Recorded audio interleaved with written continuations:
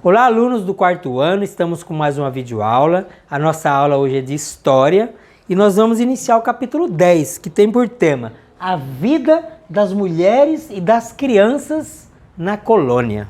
Acompanhe no livro de vocês, o livro NAME, na página 208 e 209. Observe essa ilustração. Veja que tem uma seção chuva de ideias com 4 perguntas para ser respondida, né? Diz assim, ó. Descreva a cena retratada na ilustração. Quem você imagina que essas pessoas representam? Como você imagina que era a vida das mulheres durante o Brasil colonial?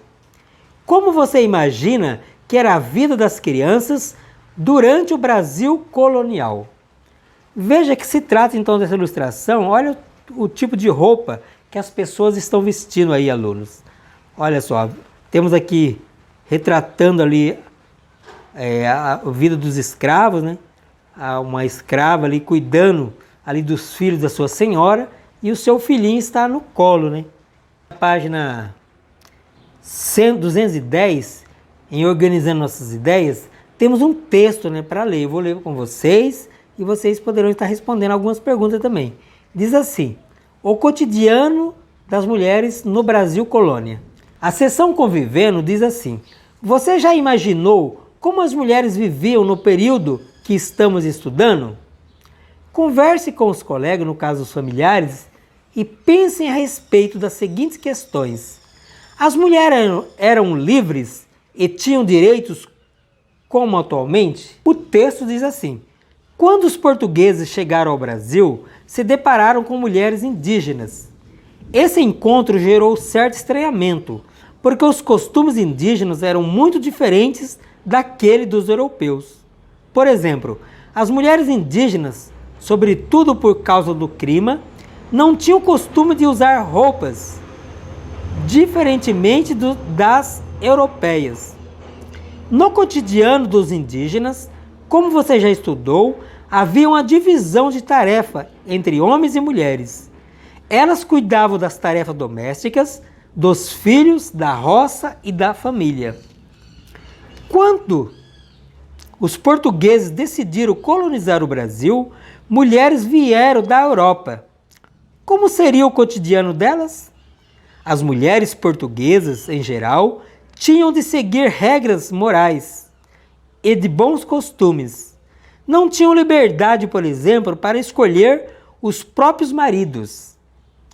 E a elas era destinado o trabalho doméstico. O trabalho braçal, porém, era tarefa das mulheres escravizadas. A realidade das mulheres da elite era muito diferente daquela das mulheres escravizadas e também daquela das mulheres livres não pertencentes ao grupo mais rico. A forma de se vestir, por exemplo, mostrava a que grupo social as mulheres europeias pertenciam. Por exemplo, se você observa essa primeira gravura, né? Nós temos aqui, ó, negros no Rio de Janeiro. E aqui uma imagem de uma escrava, né, ajudando ali da sua senhora, né? Aí o texto continua na página 211 dizendo: aquelas que cuidavam da própria casa, sinal de que não pertenciam à elite, usavam tecidos e modelos diferentes dos utilizados pelas esposas dos proprietários de terras.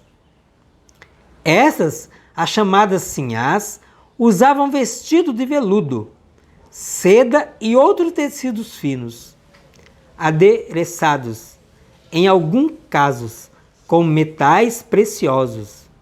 O leque muitas vezes fazia parte do conjunto. Dado o calor tropical brasileiro, as mulheres escravizadas, por sua vez, tinham suas roupas feitas de tecidos sem luxo nem adereços finos.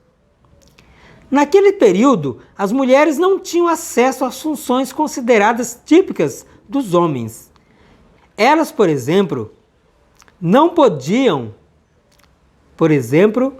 ter cargos nas câmaras municipais. A maioria das profissões era destinada aos homens, e a quem as mulheres eram, na maioria das vezes, submissas. Havia, porém, mulheres que faziam doces, costuravam ou realizavam tarefas domésticas para outras famílias, especialmente nas camadas menos favorecidas.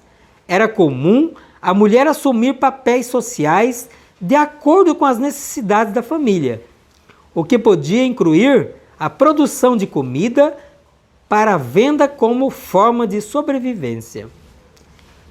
Quanto às mulheres escravizadas, além das que trabalhavam nas propriedades de seus senhores, algumas desempenhavam um papel de quitandeiras, atividades importantes para o abastecimento de alimentos da população. E aqui nós vemos essa imagem, né? Ali um funcionário, né? A passeio com sua família, né? Virando a página, a continuação do texto na página 202 ainda diz, ó: no entanto, o receio de que a presença dos escravizados no espaço público pudesse trazer problemas à população, levou as autoridades a determinar os horários em que os escravizados podiam estar na rua. Em muitos lugares, após o anoitecer, eles tinham de se recolher.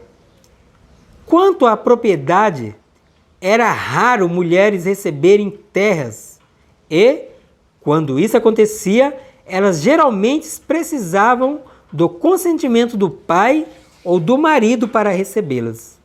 E aqui nós temos essa imagem, ó. Aqui uma venda no Recife, né? Aí no ano de 1835. Então essa foi a nossa aula de hoje, né? Vocês poderão estar refletindo nesse texto que eu li, respondendo as questões da chuva de ideia e também da sessão Convivendo. E qualquer dúvida, estou à disposição para ajudá-los.